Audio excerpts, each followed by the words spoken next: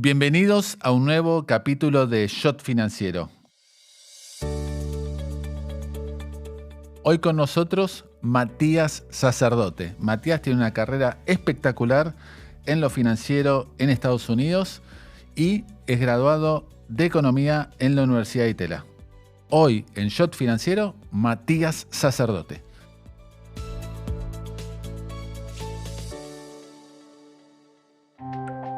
Presenta este episodio AdCap, Grupo Financiero.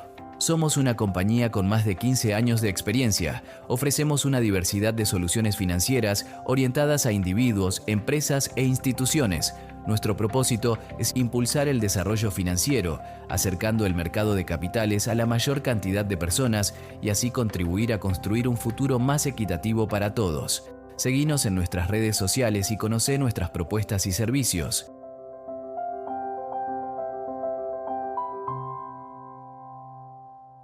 Y ya estamos conectados aquí en Shot Financiero con Matías Sacerdote. Matías, un gusto tenerte aquí en este podcast. El gusto es mío, Willy. ¿Cómo estás? Bien, bárbaro. Matías, ¿cómo te surgió la vocación por las finanzas, por la economía? Creo que tenía 16, 17 y leí un libro de una biografía de Warren Buffett. Y me acuerdo que dije, quiero hacer esto. Me acuerdo también que no entendía muy bien, había un montón de detalles que no los entendía. No entendía exactamente de qué se trataba, pero me acuerdo perfecto que decía, yo quiero hacer esto. Me fascinó lo que vi en ese momento. Me fascinó la claridad del tipo, cómo pensaba, y dije, esto me atrae muchísimo. ¿Incidió mucho en tu carrera, Matías? Bueno, vos venís de una familia, hijo de un gran banquero argentino, histórico. ¿Incidió mucho lo familiar también en tu decisión? Seguramente sí, o sea, bueno, ese libro probablemente, si uno piensa en ese momento en Argentina, probablemente no estaba en muchas casas. Siempre No. pienso eso, que ese libro estaba ahí porque probablemente lo compró mi viejo, que leía mucho y es un gran lector y también heredé esa parte de él, digamos. Entonces, sin duda, por ese lado, seguro. Recordemos a los oyentes que Manuel Sacerdote, un ícono del sistema financiero argentino y muchos años en Bank Boston, ¿no? Claro, sí, el viejo tuvo una carrera larga como presidente de Bank Boston y también presidente de la Asociación Argentina de Bancos. Sí, recuerdo lo cruzado varias veces en los 90, un crack. Che, Matías, ¿y cómo, entras en Ditela? Sí, estudié economía en los 90, que mirando para atrás fue una elección curiosa, pero a la vez útil, ¿no? Porque economía es importante entenderlo, ¿no? Tener por lo menos un buen framework de cómo funcionan las cosas. ¿Qué profesores recordás de la Ditela? Hay un buen grupo de profesores. Sí, me recuerdo a Nicolini, le recuerdo a Sturzenegger, pero la realidad es que yo no me enamoro de la economía. La verdad que fue como más un paso hacia necesario para lo que yo quería hacer, que era otra cosa. Y, por ejemplo, uno de los recuerdos que más claros tengo, es curioso porque es muy distinto a la carrera, es cuando Sturzenegger nos muestra en su oficina una compañía que él pensaba que tenía un futuro fantástico, que era Google. La mitad, y cómo el tipo la vio en ese momento. Entonces, fíjate lo que era mi foco. Ya mi foco era hacia ese lado siempre, no era hacia el lado económico, necesariamente. Y cómo evaluar empresas, me imagino. Sí, y tener visión de decir esto es distinto, porque era la época, era los 90 y había todo tipo de buscadores. Sturzenegger ya decía, este buscador es distinto, este es mejor, usemos este. Sí. Y me acuerdo perfecto, que cómo nos mostró eso. Y estamos hablando de los 90 que Google estaba... Sí, era una oficinita, era una pyme. A muchos años del IPO, inclusive. Sí. Che, y Matías, ¿en qué año egresás de la Ditela? En el 2000. Ok. En el 2000 egreso y consigo trabajo para Telecom, para un grupo de gente que como que trabajaba cerca con la mesa, digamos. En el medio de la crisis argentina, ¿verdad? ¿Cómo viviste la crisis del 2001, Matías?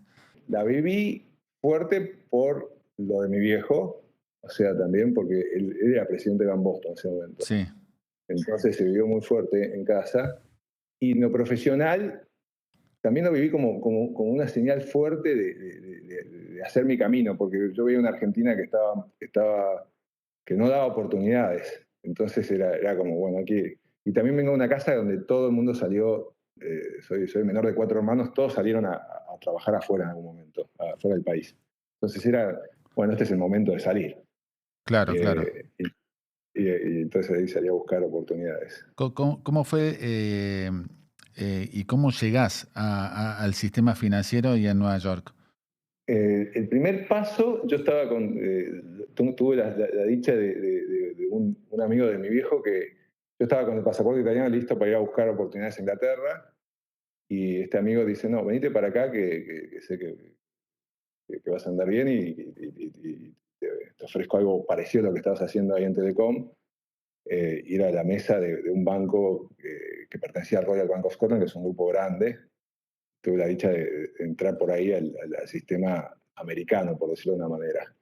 Después, eventualmente, eso era más en New England, no era en Nueva York. Y después, eventualmente, me paso a hacer banca corporativa, Debt Capital Markets en BVA, primero en Nueva York, y después, eventualmente, en Bear Stearns y JP Morgan. ¿Y cómo Siempre con la visión muy clara Sí, de que yo quería ser inversor, claro, pero ese paso, cuando uno es joven, es difícil porque no abundan las oportunidades para los jóvenes, o por lo menos tenés que estar...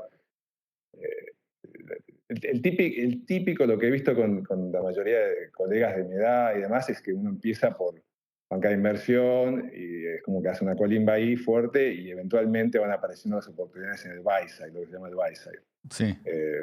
Y es un poquito lo que me pasó a mí también. Y Matías, ¿te costó mucho el desembarco en Estados Unidos? Adaptación, exigencia, ya sea en BBVA o los que fueron después. Mirando en el momento no lo sentía así, era toda una aventura, yo soy muy mandado y tenía tantas ganas que no lo sentí como un esfuerzo grande. Mirando para atrás digo, sí, fue un esfuerzo grande. Y en lo emocional también, viste, el argentino es muy arraigado, Sí, a sus amigos, a su familia. Sí, es un paso grande, sin duda. Pero yo estaba con una determinación muy fuerte. Entonces es como que a veces en el momento no lo sentí tan duro, pero mirando para atrás digo, fue grande. y contame cómo fue el paso por el banco BBVA, bueno, yo recuerdo haber ido allá por algún momento de los años 2000 a una asamblea de accionistas en Bilbao del banco BBVA y por lo menos en esos años y creo que ahora era un gigante. Sí, estuve ahí del 2004 al 2008, creo, 7 creo. Estuve 4 años ahí y lo disfruté porque estábamos en un equipo primero de préstamos sindicados, después de Project Finance, y era muy líder en esos productos el banco en Latinoamérica, eh, haciendo productos en dólares para la región. Nos iba muy bien y tenía un grupo joven. Yo era probablemente uno de los más jóvenes, tenía 24 o 25 y lo lideraban chicos de 33 años y era dinámico y hacíamos cosas por toda la región, con corporaciones grandes de la región. Eh, y al mismo tiempo había mucho espacio para que alguien joven pueda empujar digamos, ganarse sus primeras batallas. Así que estuvo lindo. Mm. Lo disfruté mucho. Pero Y siempre, yo tenía siempre este tema atrás diciendo, bueno, me gusta, pero quiero ir a hacer inversiones. O sea, siempre tenía bastante claro mi norte claro. en todo el camino. ¿Y cómo fue, Eh, y cómo pasás a Bear Stearns en el 2007? Hago en el medio, en esos años hago el CFA, que es un Sí, título que de alguna manera te lo reconocen allá, Y entonces me empezaron a llamar del lado de research, o de Bear Stearns, por ejemplo, o de otros bancos, y eventualmente hago research cubriendo los bancos latinoamericanos en toda la región, y, y, y ahí pasas también a trabajar paso también a trabajar totalmente en inglés, que fue un paso importante. Eh, si bien era con la región latinoamericana, había que escribir todo en inglés, presentar en inglés a la mesa, a los clientes. eh, entonces se te empieza a abrir un poquito más el mercado americano. Claro. Y ahí fue un salto interesante. Ahí surgió la oportunidad, a través de ese CFA que tiene bastante reconocimiento, por lo menos en ese sector. Claro, claro. ¿Y cómo viviste? Porque uno habla de Bear Stearns y no puede no relacionarlo con la crisis del 2008. ¿Qué tan cerca estuviste de esa crisis en Bear Stearns? Sí, tal cual. Mirá, yo me acuerdo perfecto, cuando yo entro ya habían explotado unos hedge funds en el 2000, creo que 7, y yo venía de la parte corporativa, entonces yo veía todos los despelotes que estaban pasando, porque no era solamente el tema de subprime con los mortgages, que después se hicieron famosos con las películas que salieron y demás. La verdad que el sector financiero en ese momento estaba mal manejado, sinceramente, me parece. Había todo tipo de desórdenes. Sí. Por ejemplo, recuerdo que ser el más chico de ese equipo en BVA, que me mandaban a mí a los comités de crédito, porque le daba vergüenza qué tan apalancados estaban los deals a veces. Y los comités de créditos aprobaban a veces estas cosas que estaban... entonces se veía un desorden interesante en todo el sector en ese momento. Entonces yo era bastante escéptico de estos bancos que estaban tan apalancados. Sí. Y de hecho, creo que una de las pocas veces en mi vida que estuve short fue en ese momento con mi plata personal, que probablemente era muy poquita, pero estaba short los bancos en esos momentos. Claro, Y claro. entro con la idea de que no va a durar, sinceramente, y no duró. Y efectivamente no duró. No, de hecho, yo era muy junior, pero me acuerdo perfecto que les dije, me garantizan el bono a pesar de que caiga, a pesar de que pase cualquier cosa, y me decían, me lo garantizaron. Y no sé si te acordás que Bernstein iba a Chapter 11 y después lo compra por $2 JP Morgan. Sí. Entonces, Zafaste. dado que no cae, me pagan, pero fui una de 2 personas que le pagaron. Yo entré totalmente escéptico con la viabilidad de este banco, o de estos bancos. Pero la oportunidad de carrera estaba, y la quería agarrar.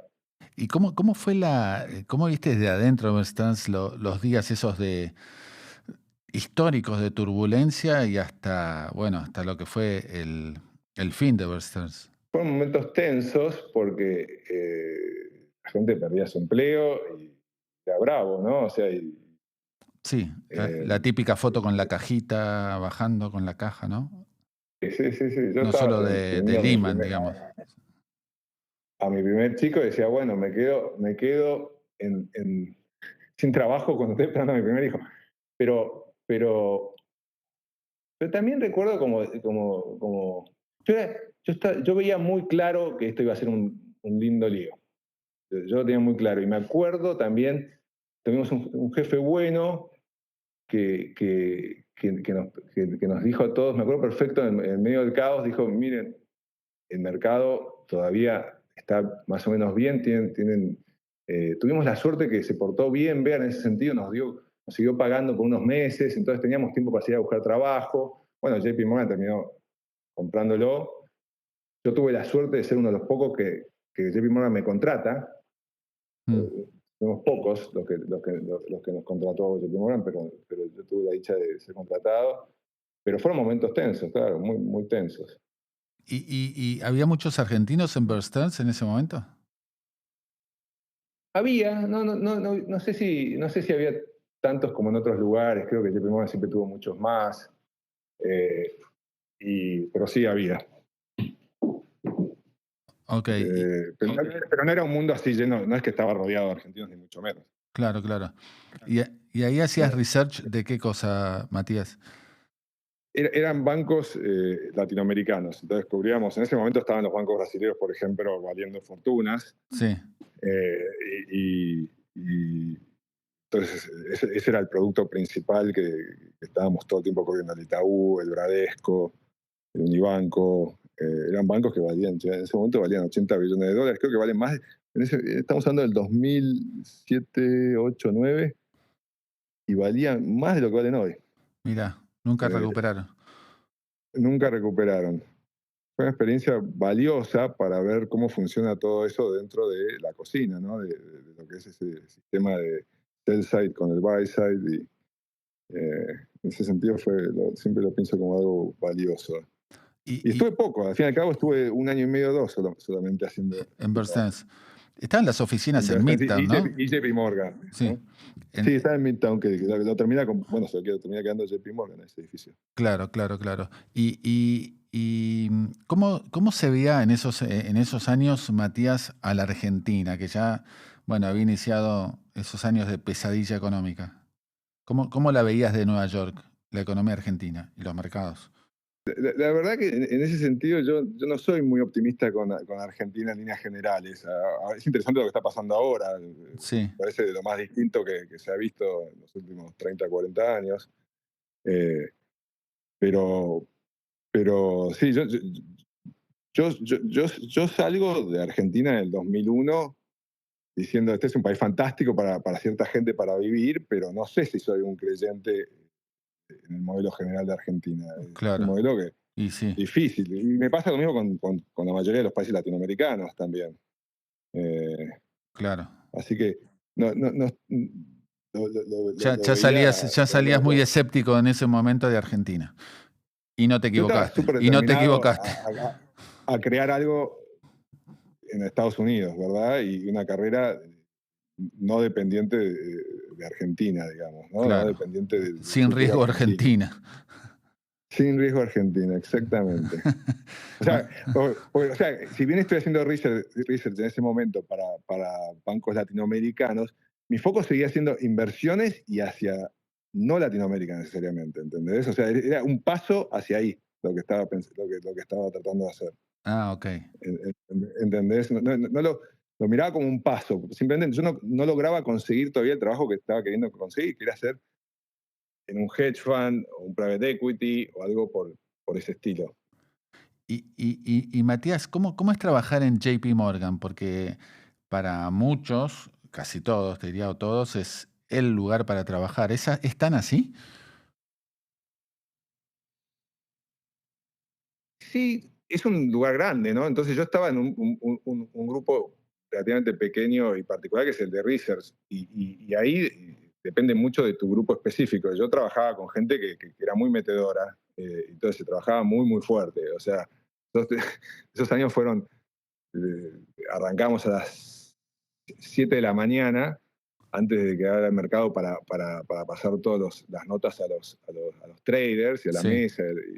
Y muchas veces terminábamos a cualquier hora, a las 12, a la 1, sobre todo en épocas de earning season, ¿verdad? O sea, eran días muy, muy largos. claro.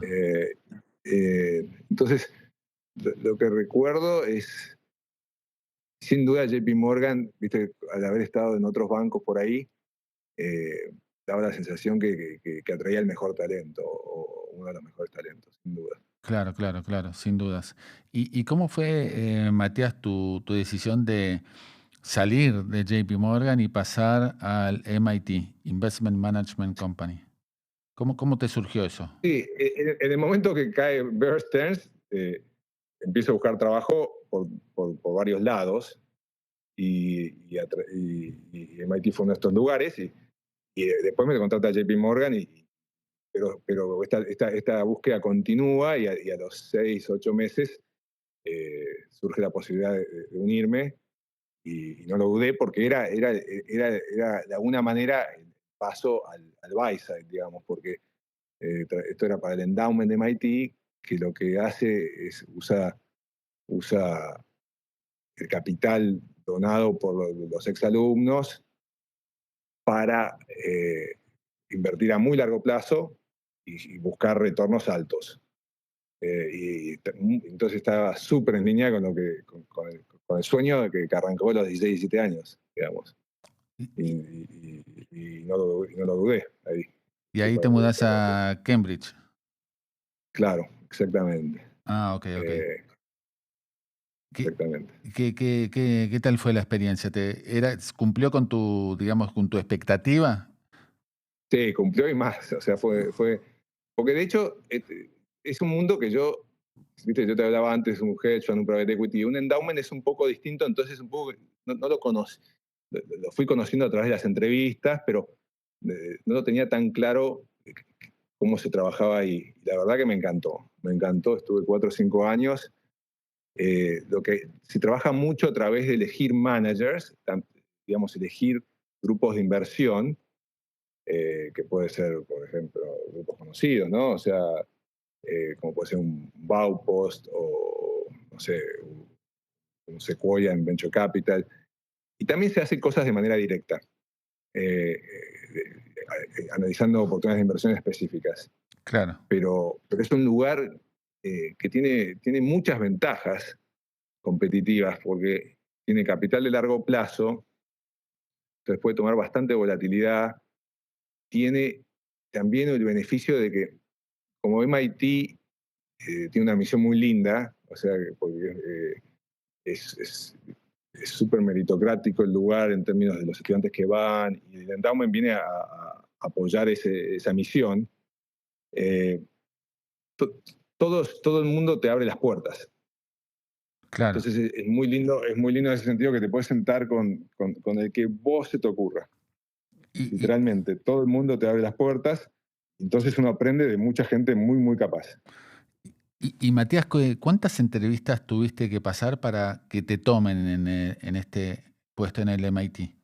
¿Fue mucha? Fue un proceso bastante desestructurado. Creo que hubo varias, pero no me acuerdo bien en este momento. Han sido 4 o 5. Ok. Y varias cosas informales también. Sí, fue algo así. No me acuerdo perfecta.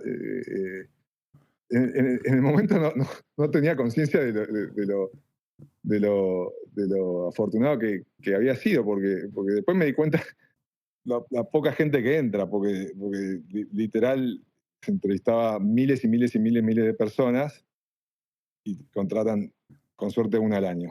Con suerte, sino una cada 2 años. Y eso que vos no eras graduado de MIT. Sí, eso la verdad que no era no un jugaba. tema. No jugaba. No jugaba. No. O sea, bueno, tal vez tal vez ayuda, pero no había así un bias fuerte hacia eso, necesariamente. Y contame, ¿qué operaciones o qué encuentros de los que mencionabas con gente muy, muy relevante te permitió conocer en este puesto? Y todo tipo de gente, o sea, si vos ves, o sea, no sé, por ejemplo, a Seth Klarman, estar sentado con él y charlando. Lo lindo también son las cantidades de tiempo que te dedican, porque te dedican horas y horas y entras en detalle en todo tipo de análisis. No sé, me acuerdo perfecto, mi primer día de trabajo fue con un manager que hoy tiene bastante reconocimiento, o mucho reconocimiento, se llama Brad Gessner, que tiene un fondo hoy enorme, y ese era su primer día, estaba lanzando el fondo. Me dice, no vengas a la oficina, vení directo a la oficina de Brad. Ok, Brad no lo conocía nadie comparando lo que lo conocen hoy. Estaba lanzando con muy poco dinero, o sea, con su propia plata y alguna otra de amigos y familia. Sí. Y vos entrabas, ibas a la oficina cualquier día y tenías todas las reuniones que quieras. O sea, en el sentido de que tipo, tenías a un Kleiner Perkins, un Sequoia visitando la oficina, Claro. Andreessen, el que vos quieras, estaba pasando por ahí. Y de hecho había... el desafío más grande era justamente no ahogarte en tantas reuniones, o sea, porque podías estar todo el día así y no cumplías el objetivo, que es realmente encontrar oportunidades diferenciadas, digamos. Claro, porque me imagino te iban de todos los fondos a verte para lograr financiamiento a todos sus proyectos, me imagino, ¿no? Sí, es un capital muy deseado el de los endowments porque tiene reputación de largo plazo y estable. Claro. Entonces, y aparte apoya una misión muy linda. Vos pensá que los mejores inversores del mundo tienen tremendos track records. Ellos eligen de quién tomar el capital, básicamente. Y entonces lo que quieren es dárselo a misiones buenas. Entonces, Claro. por ejemplo, MIT tiene una reputación muy fuerte, meritocrática, por ejemplo, mucho más fuerte que la de Harvard, por ejemplo. Ajá. Porque si vos vas a la graduación, son todos hijos de extranjeros, son todos, 80-90% son asiáticos, y indios o de Ah, otros países. Entonces tiene una reputación muy fuerte de hacer un gran bien al país en el movimiento meritocrático de las clases, ¿no? O sea, y entonces a muchos de estos inversores les gustaba estar aportando a esa misión. ¿y cuánto administran? ¿Cuánto administraban en el MIT? En ¿Cuánto eran ese los fondos? momento estábamos hablando de alrededor de 14 billones de dólares, una cosa así. O sea, 14.000 Y millones de los nuestros. claro, siempre yo pienso en inglés en ese Sí, número, sí, sí, sí, exactamente. me imaginé. 14.000 millones de Y dólares. hoy debe estar bastante más arriba, porque estamos hablando hace más de 10 años. Wow. Y obviamente, bueno, te quedaste mucho tiempo porque, bueno, te fascinó ese puesto. Sí, me quedé 4 o 5 años donde tuve la suerte, me fue muy bien, y, y ahí vi que como se hacía de todo, y yo claramente tendía siempre hacia lo mío, eh, eventualmente dije, yo necesito armar una estructura que se acomode a lo que yo quiero hacer. Mm. O sea, siempre este deseo de darle lugar a la autenticidad mía. Siempre, siempre, siempre, desde los 16, 17 años. Buenísimo. Y lo que vi, hubo un momento muy importante que fue, conocí a unos inversores, Nick Sleep y Zach, que no me acuerdo el apellido del otro, pero se llaman Nomad. Y ellos tenían una posición enorme en Amazon. Ajá. Estamos hablando de 2010. Enorme, enorme. Y me costó mucho llevarla adelante dentro del endowment, porque la concentración asustaba, ¿verdad? Entre otros motivos. Sí. Pero eventualmente el equipo lo vio y terminamos haciendo una allocation grande, que por supuesto anduvo muy bien. Y lo que vi es que ese era mi camino y que era un camino que funcionaba dentro del endowment, pero no la dimensión que a mí me gustaría llevarlo. Entonces yo tengo que hacer algo más puro en esa dirección. Y de ahí surge KIG, que es lo que empecé a los 4 o 5 años de estar en MIT. Pero me fui de MIT con mucho dolor, o sea, Sí. porque me encantaba también. Era como que diciendo, bueno, tengo que hacer este paso porque es parte de lo que yo quiero hacer, pero me encantaba la gente, me encantaba lo que hacíamos ahí también, pero fue estos mixed feelings difíciles, pero me encantó también, o sea, me encantó el tiempo ahí. ¿Y llegaste a conocer en algún momento o a verlo en algún momento a Warren Buffett, que era digamos, el que gatilló tu vocación por las finanzas? No, ahora, Buffett no lo llegué a conocer, hizo que tengo varias personas que son más o menos cercanas a él, y intenté varias veces y no llegué nunca. Es como un sueño. Bueno, lo conocí yendo a Berkshire Hathaway, como todo el mundo, como mucha gente ahí, mirándolo a la distancia. Sí. Eh, eh, pero no lo llegué a conocer en persona. Más de una vez estuve cerca. Por ejemplo, con Charlie Munger sí tuvimos reuniones alguna vez, que es el socio. Ah, Pero con Warren no, Buffett no. bueno, Charlie Munger, otra Pero institución. me queda esa cuenta pendiente, sinceramente. Pero Hay que Charlie Munger era hay que- otro prócer. total, ¿Cómo fue el encuentro con realmente. él? ¿Cómo fue el encuentro con él? No, fue a través nosotros teníamos un network muy grande y muchas veces no es un tema de. Nosotros éramos grandes creyentes en el tema de juntarse con gente que te haga pensar, Claro. ¿verdad? Que te haga pensar a crecer, digamos. Y si bien no había ningún tema transaccional, es simplemente juntarse para aprender. Muchas. Entonces, eventualmente llegamos y es como lo conoces a él, ¿viste? O sea que es un tipo que te hace pensar siempre. ¿Dónde fue Así que dónde fue la charla? ahí en Omaha. La charla fue en Omaha, sí. Qué grande. Me imagino que te debe haber choqueado hace poco cuando anunció hace poco, semanas atrás, Warren Buffett que a fin de año deja su fondo. Sí, sí, sí, sí, Era, sí, fue una noticia fuerte, pero también es impresionante que lo logró hacer hasta los 95 años. Por un lado, una sorpresa, por otro lado, muy lógico, ¿no? sí, muy lógico, es cierto. Contame cómo fue tu llegada a KIG en el 2013, bueno, también en Boston, y qué hace KIG. KG es algo que empiezo por mi cuenta. KG significa Keep It Going, que creo que es un tema clave en la filosofía de negocios, que siempre lo que importa es lo que viene para adelante en los negocios. Y siempre darle para adelante, ¿verdad? Eh, el foco evolucionó en el tiempo. Empezó en el 2013 y yo empecé como diciendo voy a invertir en compañías de gran calidad. Con el tiempo fui cambiando hacia una visión un poquito más específica, que es invertir con los GOATs solamente, con los greatest of all time. Y el punto es muy simple. Esto se ve muy claro, por ejemplo, en los deportes, que es que el GOAT se lleva, para mí es tanto en riesgo como en retorno, es muy superior.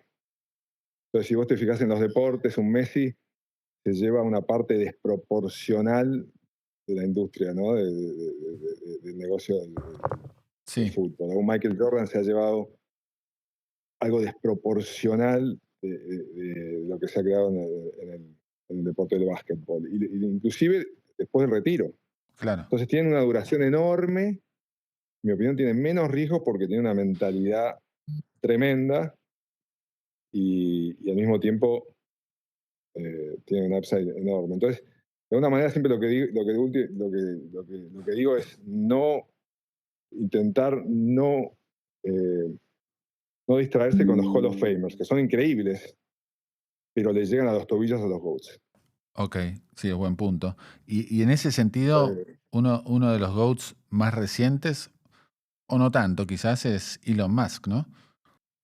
Sí, así pienso yo. Yo creo que es clarito que. Yo soy de la idea que es una persona con mucha controvertida, ¿no? En muchos aspectos. Hay gente que no le cae tan bien, pero Pero que yo es creo un que hay cosas GOAT, que son. es indudable. Te caiga o no te caiga bien, es indudable. Para mí no hay duda. De hecho, yo soy de la idea que es el GOAT de los GOATs. Ah, O mira, sea, creo que deja chico. Yo creo que está muy claro ya hoy que deja chico a Steve Jobs, a Jeff Bezos, a Warren Buffett. Ya, en mi opinión, los está dejando chicos. O sea, creo que estamos viviendo en su era. Lo pongo siempre claro. así. Creo que dentro de 500 años, 300, 500 años, la gente va a decir Barack Obama, Donald Trump fueron presidentes de Estados Unidos en la era de Elon Musk. Y llegaste a ver, dado que estabas en KIG, invertir a tiempo en Tesla y las compañías de Elon Musk? En eso estamos. Ah, Sí, sí, sí, la respuesta es sí. En eso estamos, creo que son early days todavía para estas compañías. ok, ok. Creo que estamos, como viste, como se habla aquí, en los first innings todavía, de lo que van a hacer estas compañías. Ok, ok, ok. ¿Y digamos, inversión o GOAT avisoraste desde KIG? Bueno, he hecho inversiones en Amazon o mismo Facebook, más pequeñas, no con el tamaño o la convicción que me hubiese gustado hacerlas, tal vez, o sea, pero sí, creo que a veces esas compañías son tan grandes y mucha gente dice, bueno, o muchos inversores dicen, ya está, ya se crearon. Pero sin duda una de las características de los GOATs es que los dan por muertos, los dan por retirados muchas veces muy temprano, una y otra vez, y no paran de sorprender, como le ha pasado a Federer o como le ha pasado a Nadal, que ganaron Grand Slam a los 36 años. Claro. Eh, eh, y, y, y yo soy de la idea de que el riesgo es muy bajo en estas compañías. Creo que soy de la idea de que el riesgo es increíblemente bajo en estas compañías. Que la gente confunde mucho volatilidad con riesgo. La Claro. volatilidad puede ser muy alta, pero el riesgo intrínseco de que esto valga a largo plazo mucho menos de lo que uno a 3, 5 años, de que valga menos de lo que uno pague hoy, exceptuando en alguna burbuja que puede pasar en algunos casos, el riesgo es muy bajo. ¿Cómo te agarró la pandemia, Matías? ¿Estabas Acá en...? en Miami, Ah, ok. y que fue un buen lugar para estar dentro de todo. Nos trató bastante bien acá la pandemia. Y en lo financiero, porque fue un shock también para el mercado en su momento. Sí, en lo financiero bien porque teníamos muchos activos en compañías digitales, ya antes de la pandemia. Mm. Entonces, y pude ver que íbamos hacia ahí, y lo poco que no teníamos en temas tecnológico o digital, también lo llevamos bastante para ese lado. Entonces, la pandemia nos trató bastante bien en ese aspecto. Y Matías, ¿qué estás viendo o qué compañía estás viendo? Seguramente algo estás oteando que de inteligencia artificial. Yo soy de la idea de que como inversor, y mismo como persona de negocio, que yo no separo las dos cosas. Yo siempre pienso que invertir es equivalente hay que saber negocios y viceversa, ¿no? Sí. Y es clave el tema es un cambio paradigmático clarísimo, enorme. Entonces creo que uno tiene que priorizar muchísimo eh, eh, compañías o activos que tengan muy buen posicionamiento en ese aspecto. Y lo que estoy viendo, eh, creo que Tesla está muy bien parado en ese aspecto. Mm. Eh, Muy bien parado. Eso es lo que veo claro. Y al mismo tiempo, no, como tiene este aspecto que viene de la industria de autos originalmente, no está la ventaja de que no está evaluado como tal, en mi opinión. No está evaluado como un activo de inteligencia artificial. Ajá. Que si uno va, por ejemplo, a lo que es OpenAI en este momento, o otra compañía como Palantir, que está considerado mucho más en el centro de toda esta ola de AI, tienen valuaciones muchísimo más altas.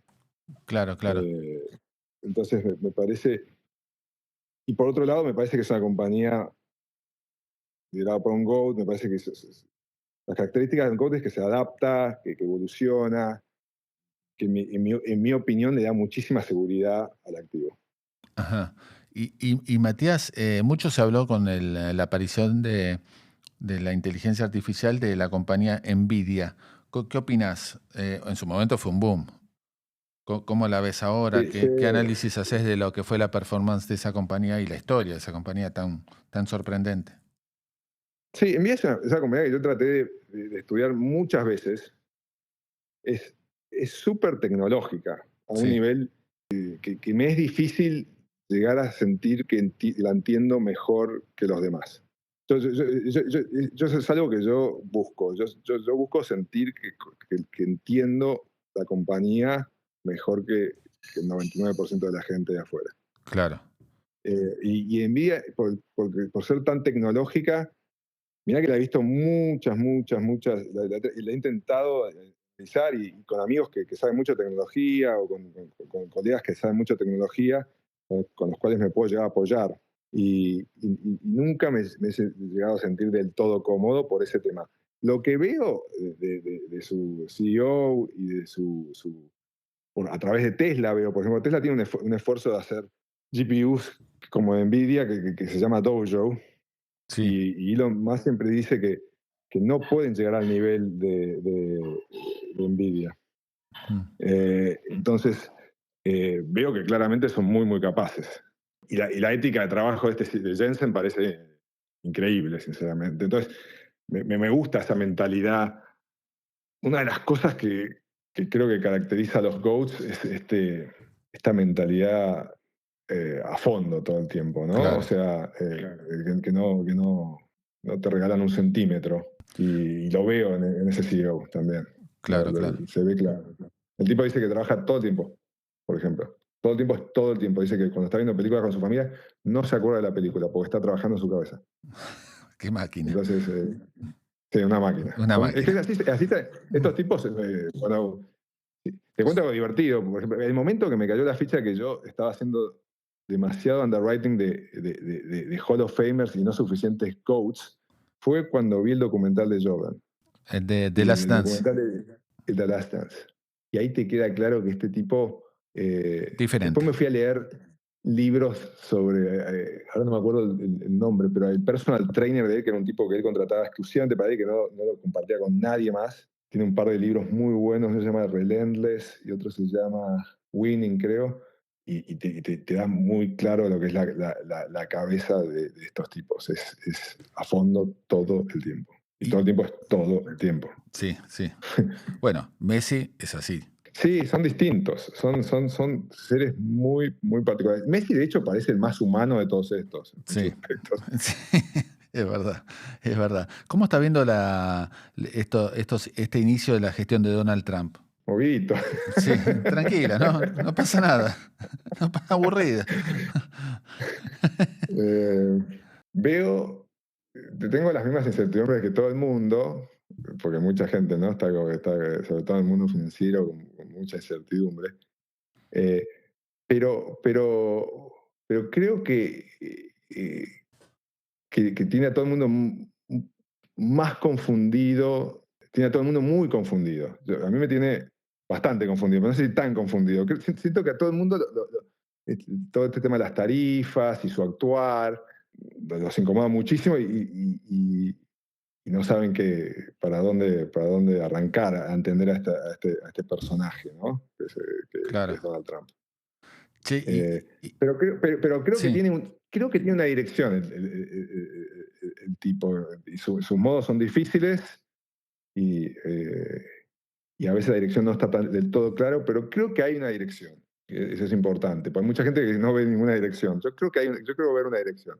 y Matías, ¿cómo estás viendo? Bueno, no sé si en algún momento analizaste volver a la Argentina, pero ¿cómo estás viendo a la Argentina hoy? A mí me gusta lo que estoy viendo y eh, me gusta que Milei, este equipo, ataque cosas morales. Me parecen yo siempre, muchas veces hablando con colegas, mucha gente habla de los temas económicos y por supuesto que son importantes, pero yo veo en mi ley algo que no vi, creo que nunca, en mi vida, tengo 46 años, que es que el tipo habla de cosas morales, primero. Entonces, me parece re importante eso. Después, se podrá equivocar o no, podrá tener mejores o peores modos, pero me parece que muy importante destacar, y claramente Milei entiende mucho de economía también, y así todo, no quiere decir que el tipo moralmente sea perfecto tampoco, somos todos seres humanos y hacemos todo tipo de errores, ¿no?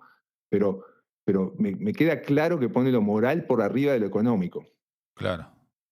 y eso para mí es muy distinto a lo que jamás se ha visto en la Argentina, por lo menos en mi vida Y, y, adulta, ¿no?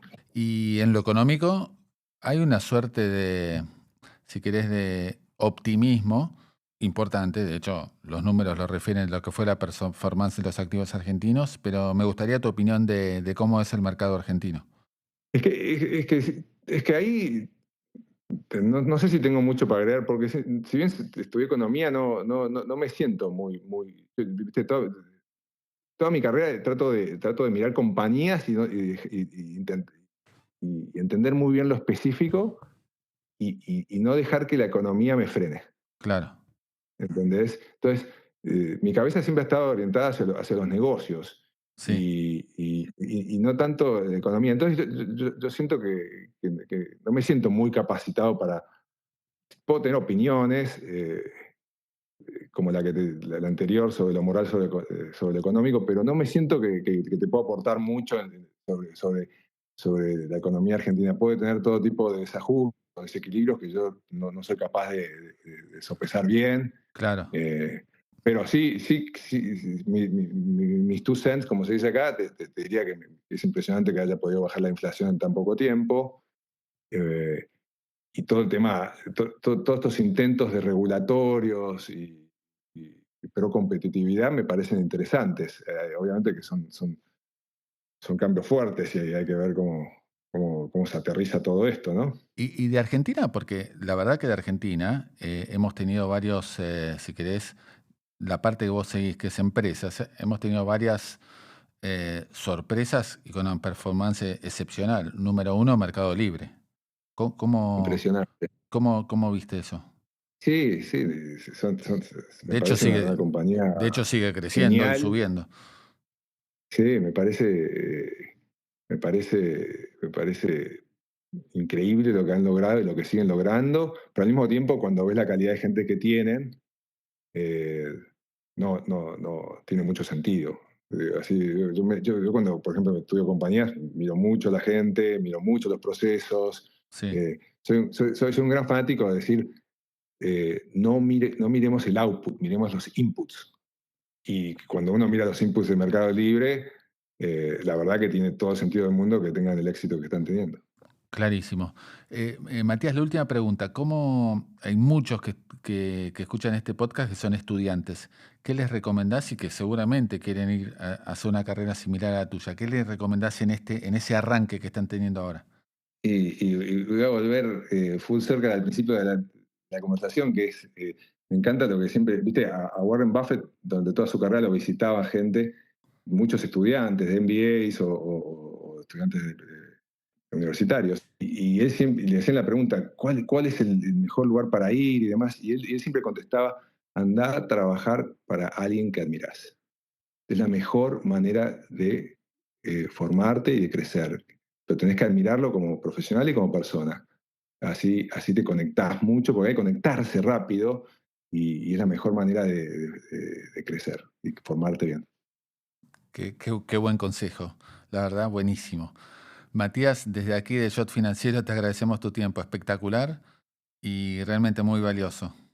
A ustedes, Willy, mil gracias por tenerme acá. No, un honor para nosotros, Matías, y saludos enormes a toda tu familia. Muchas gracias, igualmente. Abrazo Saludos. enorme, Matías.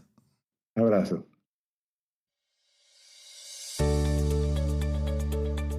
Hasta aquí la entrevista con Matías Sacerdote. Nos reencontramos en una semana nada más en otro capítulo de Shot Financiero. Chau.